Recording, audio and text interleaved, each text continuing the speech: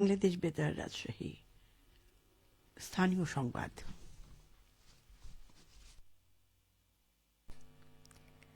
আসসালামু আলাইকুম। বাংলাদেশ বেতার রাজশাহী স্থানীয় সংবাদ পড়ছি রুমানা পারভিন। প্রধান উপদেষ্টার বিশেষ সহকারী এবং গণভোট সংক্রান্ত জনসচেতনতামূলক প্রচার কার্যক্রমের মুখ্য সমন্বয়ক অধ্যাপক আলী রিয়াজ বলেছেন, এই রাষ্ট্র গঠনের লড়াই অত্যন্ত দীর্ঘ। গণভোটের মধ্য দিয়ে তা শেষ হবে না। এই বিধান যদি আগামীতেও থাকে তাহলে আপনারা ভোট দিতে পারবেন না। আজ গণভোট বিষয়ক জনসচেতনতামূলক প্রচার প্রচারণা সংক্রান্ত মতবিনিময় সভায় প্রধান অতিথির বক্তব্যে তিনি এসব কথা বলেন। এ সময় আলী রিয়াজ বলেন, বিগত সময়ে সংবিধানের ১৭টা সংশোধনের মধ্যে অন্তত ২টি সংশোধনী হয়েছে শুধুমাত্র একজন ব্যক্তির স্বার্থে। সময় এসেছে প্রকৃত গণতান্ত্রিক জবাবদিহিমূলক রাষ্ট্র গঠন করার। গণভোটকে সাফল্যমণ্ডিত করতে পারলেই তা সম্ভব হবে। রাজশাহী বিশ্ববিদ্যালয়ের সিনেট ভবনে এই মতবিনিময় সভার আয়োজন করে বাংলাদেশ বিশ্ববিদ্যালয় মঞ্জুরি কমিশন এবং রাজশাহী বিশ্ববিদ্যালয়। বাংলাদেশ জামায়াতে ইসলামীর আমির ডাক্তার শফিকুর রহমান এক দিনের সফরে রাজশাহী আসছেন। আগামী ৫ই ফেব্রুয়ারি নওগাঁ, রাজশাহী ও নাটোরে আয়োজিত নির্বাচনী জনসভায় তিনি বক্তব্য রাখবেন। জামায়াতে ইসলামীর আমিরের সফরসূচি অনুযায়ী বৃহস্পতিবার বেলা ১১টায় নওগাঁ, ১২:৩০টায় চাঁপাইনবাবগঞ্জ, ২:৩০টায় গোদাগাড়ী, ৪:৩০টায় রাজশাহী ও ৬:৩০টায় নাটোরে আয়োজিত নির্বাচনী জনসভায় তিনি বক্তব্য রাখবেন। এদিকে জামায়াতের আমিরের আগমন উপলক্ষে দলটির নেতাকর্মীদের মাঝে উৎসবের আমেজ বিরাজ করছে। নেতাকর্মীদের দেয়া তথ্যমতে জামায়াতের আমির নির্বাচনের জনসভায় নেতাকর্মীদের উদ্দেশ্যে বক্তব্য রাখার পাশাপাশি রাজশাহী নিয়ে জামায়াতের পরিকল্পনা ও প্রতিশ্রুতি তুলে ধরবেন। চলন বিলের কেন্দ্রবিন্দুতে নাটোরের সিংড়া উপজেলা তথা নাটোর ৩ সংসদীয় আসনের অবস্থান। চলন বিলের উন্নয়ন ভাবনা নিয়ে ভোটার প্রত্যাশা এবং প্রার্থীদের প্রতিশ্রুতি দিয়ে এখন শুনুন আমাদের নাটোর জেলা সংবাদদাতার একটি প্রতিবেদন। চলন বিলের কেন্দ্রবিন্দুতে সিংড়া তথা নাটোর ৩ সংসদীয় আসনের অবস্থান। ভোটার এবং প্রার্থী সকলেই চলন বিলের উন্নয়ন ভাবনায় তাড়িত। পরিবেশ ও গণমাধ্যম কর্মী সাইফুল ইসলামের দাবি, চলন বিলে প্রচুর পানিকুল ও জীববৈচিত্র্য ভরপুর একটি এলাকা। এখানে বৈচিত্র্যময় পরিবেশ রয়েছে।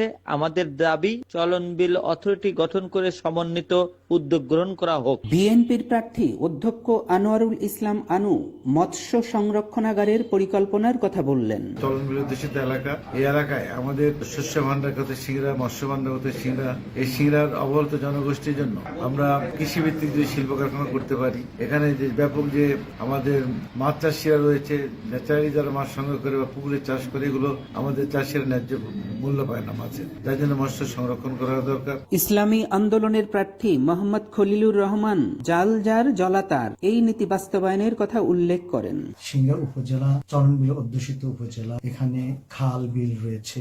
দেখা যায় যে অনেক সময় জোর জুলুম জবরদস্ত চলছে। শক্তি যার খাল তার, শক্তি যার বিল তার, এমন হচ্ছে। এখানে আমি জনগণের আশ্বস্ত করছি, মূলত হলো জাল যার বিল তার, জাল যার খাল তার তথা মৎস্যজীবীর জন্য একটা তারা পূর্ণ যেন অধিকার তারা ফিরে পায়। পাশাপাশি কৃষি ক্ষেত্রে সার, বীজ সঠিক সময় তারা যেন হাতে পায় এবং সঠিক সময় যেন ফসল উৎপাদন করতে পারে। স্বতন্ত্র প্রার্থী দাউদার মাহমুদ পর্যটনের উপর গুরুত্ব আরোপ করে বলেন, এই চলন বিলকে পর্যটন নগরী হিসেবে গড়ে তোলার চেষ্টা করব।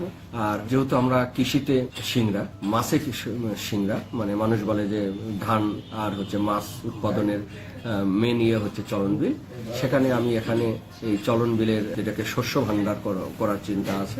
নির্বাচিত প্রার্থী চলন বিলের সমন্বিত উন্নয়ন পরিকল্পনায় নিবেদিত প্রাণ হয়ে কাজ করবেন, প্রত্যাশা সকলের। ফরাজি আহমদ রফিক বাবন, নাটোর জেলা সংবাদদাতা, বাংলাদেশ বেতার, রাজশাহী। প্রতিবেদনটি শুনলেন। আসন্ন ত্রয়োদশ জাতীয় সংসদ নির্বাচন ও গণভোটকে কেন্দ্র করে নির্দিষ্ট সময়ের জন্য বিভিন্ন ধরনের যানবাহন চলাচলে নিষেধাজ্ঞা আরোপ করেছে নির্বাচন কমিশন।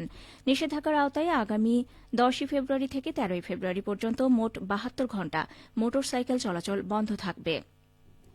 এছাড়া ট্যাক্সিকাব, পিকআপ, মাইক্রোবাস ও ট্রাক চলাচলে নিষেধাজ্ঞা থাকবে ১১ই ফেব্রুয়ারি মধ্যরাত থেকে ভোটের দিন ১২ই ফেব্রুয়ারি রাত ১২টা পর্যন্ত। তবে শর্ত সাপেক্ষে কিছু যানবাহনের ক্ষেত্রে এই নিষেধাজ্ঞা শিথিল থাকবে। এর মধ্যে রয়েছে আইন শৃঙ্খলা রক্ষাকারী বাহিনী, সশস্ত্র বাহিনী, প্রশাসন ও অনুমতিপ্রাপ্ত পর্যবেক্ষকদের যানবাহন, জরুরি সেবায় নিয়োজিত যানবাহন, ঔষধ, স্বাস্থ্য ও চিকিৎসা সামগ্রী এবং সংবাদপত্র বহনকারী যানবাহন। সবশেষে আবহাওয়া। আজ দুপুর 2টায় রাজশাহীতে তাপমাত্রা ছিল 25.7 ডিগ্রি সেলসিয়াস। এ সময় বাতাসে আপেক্ষিক আর্দ্রতার পরিমাণ ছিল 48%। রাজশাহী ও পার্শ্ববর্তী এলাকায় আজ সূর্যাস্ত সন্ধে 5:51। সংবাদ শেষ হল। আমাদের পরবর্তী সংবাদ বিকেল 4:05।